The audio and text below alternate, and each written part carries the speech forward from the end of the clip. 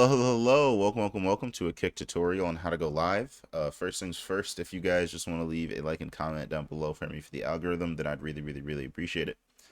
And the next thing you're going to want to go ahead and do is head over into your creator dashboard. And from here, just go over to your channel, go to the stream URL and key. You're going to want to copy this URL, and this stream key can't show you mine.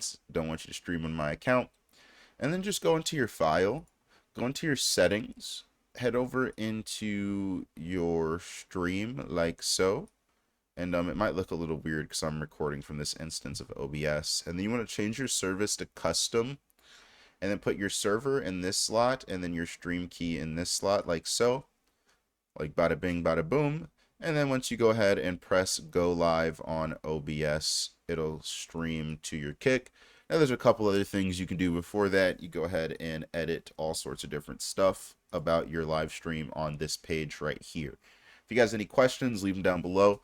But other than that, it's been a Kick tutorial. Thank you.